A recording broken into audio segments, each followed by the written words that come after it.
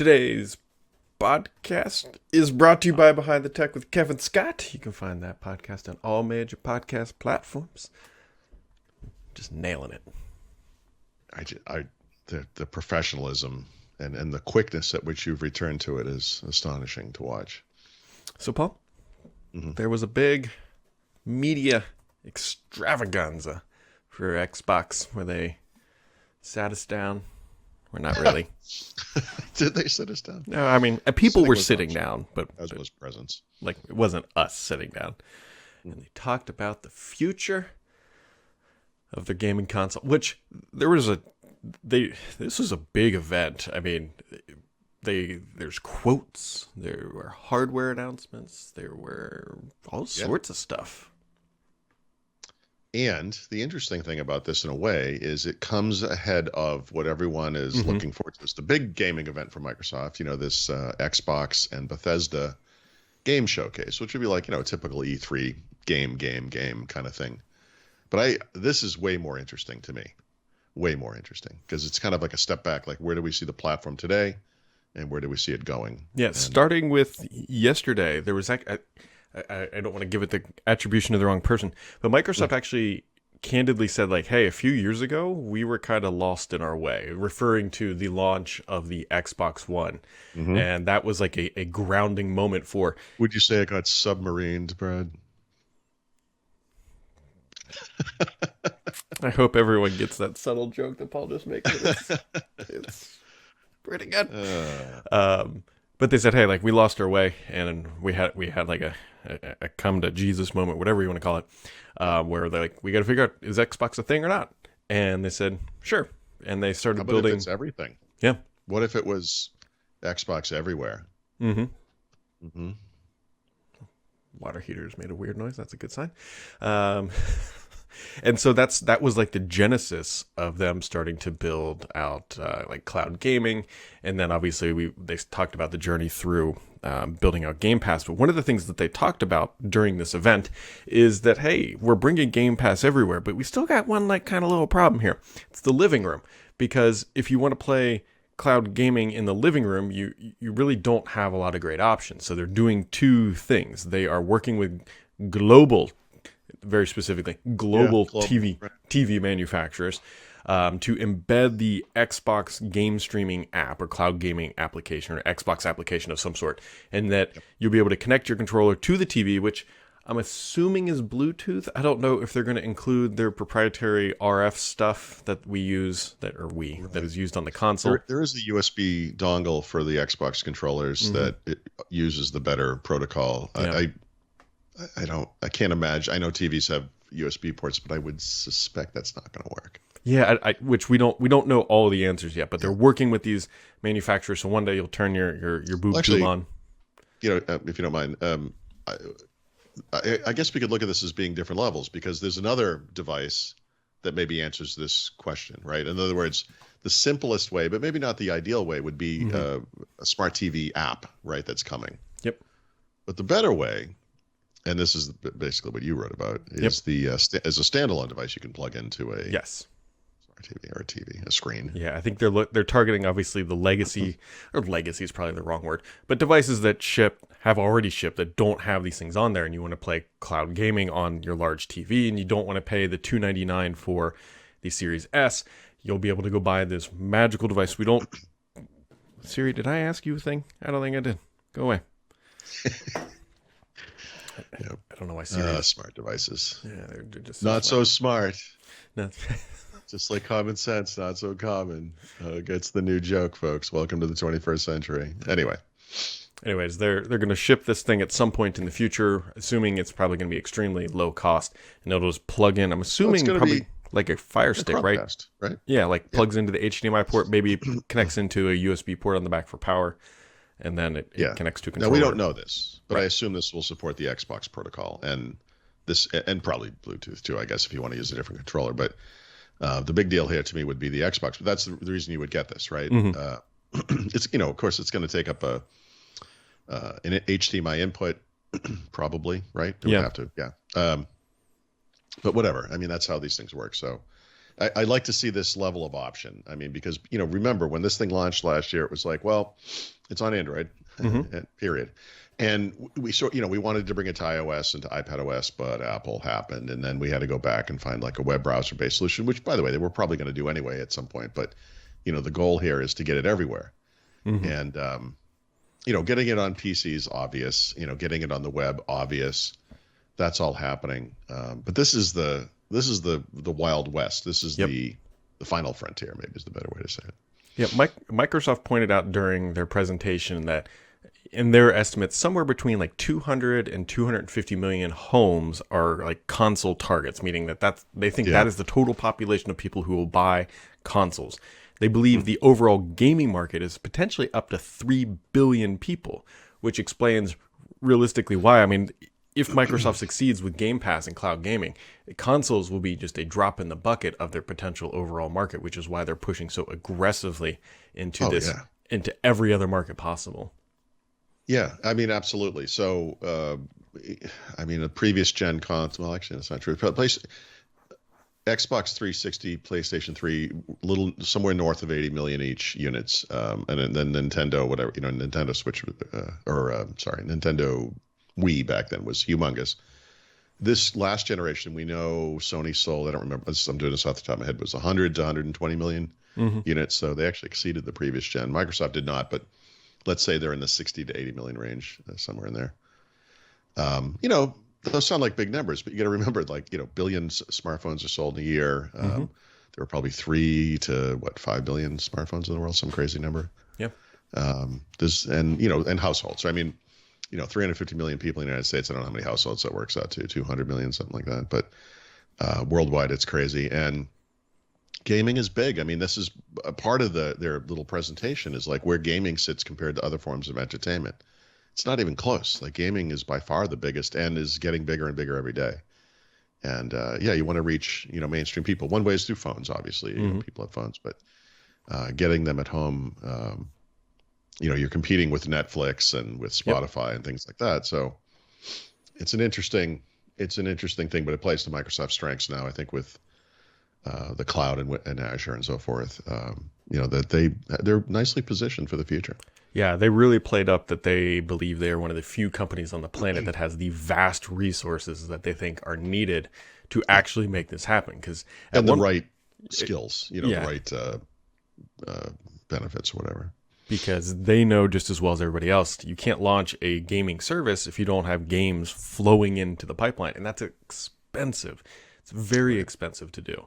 And if you launch a poorly placed game or whatever, it can totally sink an entire studio and significantly harm the company. So to be able to have the resources to just float along as titles come in, hoping that they're all going to be blockbusters, but knowing that some are going to completely fall flat or get delayed a year, like Halo, is expensive.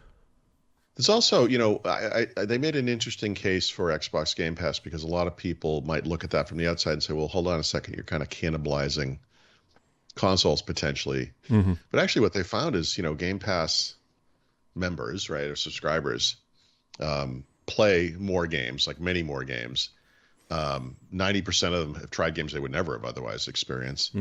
And all the partners who have participated in this have seen a massive increase in engagement and actually in purchases, right? Yep. Like people will try a game on Game Pass and then buy it, not every single time, obviously, but far more than I think many people would believe. And so it's kind of, it's been a virtuous kind of cycle thing for Microsoft and for the companies that make games, other companies, Yeah. And they're bringing this cloud gaming thing, xCloud before. Got to really parse this too. It's kind of funny, like cloud gaming is obviously coming to web browsers in the next few weeks. That's happening soon. So we know that they've been testing that. That means it's coming to mobile, Apple mobile, which is great. It's coming to the consoles. Yep, which makes a lot of sense. And it's coming to the PC, right? And I playing. This is the thing. Like I've always wondered about this. Like if you do buy an Xbox console, you're kind of all in on the platform, right? Yep. Why wouldn't you want to play cloud like stream games as well? Yeah. This is the thing that's kind of missing. Like Xbox Game Pass is great, but you still have to download those games. Yep. the console, right? Well, yeah, you should be able to just go into the store, click a title, play it for a little bit, and as long as you stream or download, right? Yeah. You know. And then if you like it, you can, like when you're done, there should be an option like press Y to download in the background or B to just. They could pop up something. It looks like you've been playing this a lot. Do you want to just? I'll download it in the background while you're sleeping, and then you'll have better performance. You know. Yeah, that'll be a big win, I think, especially for the Series S, where the storage is even more constrained than the X. Yep. So, Yep. a lot of stuff. Lot of stuff. Yeah. It's hard to, as I started, going through it, I was like, man, I don't know. This is getting, it's almost like a Microsoft Teams announcement. It's like, what the hell's going on here? And now we have all this stuff to keep track of, when's it going to happen? Because a lot of it's like, well, it's coming later this year or in the coming weeks or months. And they're like, okay, but it's also, by the way, we should point out xCloud, I always want to call it xCloud, Xbox Cloud Gaming. Is that the right term? Yeah. Yep. Is coming to more countries too. Yes. This year, Australia, Brazil, Mexico, and Japan. Mm-hmm. And I don't know why would that be listed non-alphabetically. That later this year. Yep. Whatever that means. So look for a lot of content floating around about this event because Microsoft, you could you could honestly pick apart probably any quote they have and really like blow it out into a blog post as they analyze where they're going and what's going on. So I also there'll be I guess it's an interview or a video with both Phil Spencer and Satya Nadella, and it's really funny how they both describe Xbox, right? Because Phil Spencer is like, it's games, interactive entertainment, it's people, you're at the center of the experience, and blah blah blah, and then Nadella's like, gaming is fundamentally alive. Like it's like this robot talk, like it basically what he says is what we've been saying all along. It's Azure. Azure is what makes gaming have a future at Microsoft. It is. It's just really fortuitous because I feel like if this company had not gone in that direction, Xbox would have been spun off or it'd be gone, But it's so integral now to the company. It's kind of fascinating. Yeah, because they made the right Azure pitch for it, which is what Microsoft wants to be. They want everything running in their data centers, and they want it streaming as a service to the end user. Sure, consoles are going to exist, but as we've already pointed out, 250 million potential sales, like max, out of a 3 billion population, that'll be a very small drop in their overall bucket. Microsoft would be lucky to get the 80 million they got with Xbox 360. I honestly don't ever see that happening again. But whatever those numbers are, it kind of doesn't matter because consoles are they're the present. I mean, obviously, I don't mean to be too futurist here, but they're the past, really. I mean, they're here, and maybe there'll be another one. I'm sure there will be. I think they've said that, but they're going to serve all markets here, and for people who, speaking of serving all markets, we left out the all access news. Oh yeah. So, people kind of forget about this because you can't buy a console. But when the Xbox Series X and S launched, there was a thing called Xbox All Access that would give you one of these consoles plus Xbox Game Pass Ultimate, which gives you access to Xbox Cloud Gaming as part of that subscription for some amount per month. I think it was somewhere in the $20 to $35 range, depending on which console you got. I can't remember the exact prices. Those deals were available via a select group of retailers. So obviously Microsoft, Xbox.com, Microsoft Store, and then a couple. I think Best Buy was part of it, and a few others. But they're going to expand that to what they describe as telecommunication providers, and I take that to mean cellular providers and cable providers, right? Like the Verizons, T-Mobiles, here in the United States, AT&Ts of the world. So you'll be able to buy these things through a company you already have a monthly payment with and just kind of add it into the monthly cost, just like you would with a smartphone. Kind of interesting. Yeah.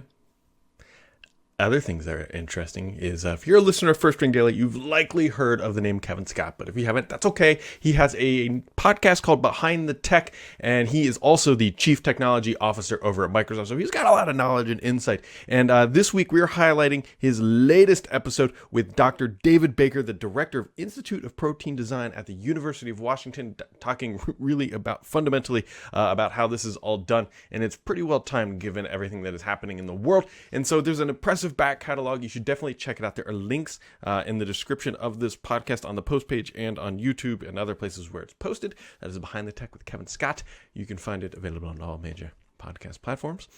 Paul, so if Satan had a peripheral, okay, I know exactly where you're going. I think it might be the Facebook Watch that they're building out. So this Exactly. information leaked out, and Facebook kind of vaguely said that this is real, but it's gonna have it's a watch made by Facebook, goes on your wrist, has not one but 2 cameras because you can't get tracked enough, and yeah. I Mm-hmm. I don't I don't even. So obviously they have a little bit of hardware. I mean, I know the VR stuff, Oculus and so, but anyway, they have like this. What's the screening thing they have? Portal, I think. Portal, probably. And look, they have a humongous audience, so there are probably normal people out there. I'm shocked. I go into Facebook every once in a while, and it's amazing. I have some sets of friends and family who just use Facebook like regularly, like it's normal and not soul destroying. And I'm confused by it, Yeah. But I think that's the thing, like, coming at it from our perspective, we understand the tech market and so forth. We see the evil that is Facebook for what it is. We have to recognize that this thing, it has billions of users. I mean, I'm still on there for a reason. It's because those people are there. But is there a company on earth that I would trust less with my health data than Facebook? Let me think for a second. Breitbart, maybe, News Corp. Yeah. There aren't many. No. And it's like when Google gets up and they're like, well, us guys, we're all about privacy. It's like, you're not really reading the room here, are you? Because you're not all about privacy, and Facebook has never even heard the word privacy. I don't. This is, I just don't. Why?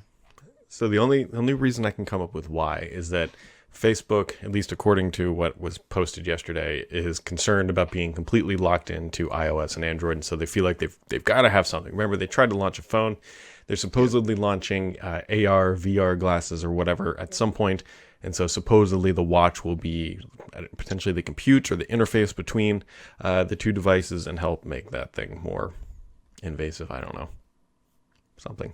I don't think Facebook. Well, I guess their business model is dependent in part on the app tracking stuff.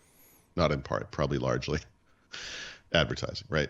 So I guess I understand this. But I mean, the reality is high 90% or something of the people who access your services are going to do so through a phone, whether it's Android or iOS, and that's not going to change. So I don't know what the business model is for this company. Like when you look at a company like Google and you're like, wow, they make like 80, back in the day it was 92, 95% of their revenues were advertising. Today it's about 80, 81%. But you think, well, okay, this company has other businesses that can earn revenues related to, cloud services, obviously, all the Gmail, photos, blah, blah, blah, workspace stuff. So there's an avenue there. What's Google's or Facebook's avenue? I mean, what is it? Like, how do you monetize this incredible audience you have? I don't know. They probably looked at their margins and said, hey, they're pretty good in advertising. How about we destroy them with hardware? Yes. That's right. Is there a negative margin business we could get into? Hardware, maybe? Yeah, I mean, that's a pretty good way to do it. So, yep. Anyways, if you're really said, I want to wear Facebook Watch, your dreams are going to come true someday. I mean, I'm going to post to Facebook anyway. I guess I should just let them track all my movements. Yeah. Looks like you're having a romantic night out. Did you want to make some pictures for Facebook? Or anyways, today's podcast is brought to you by Behind the Tech with Kevin Scott. You can find that available on all major podcast platforms as we keep it PG rated-ish on this podcast. Ish.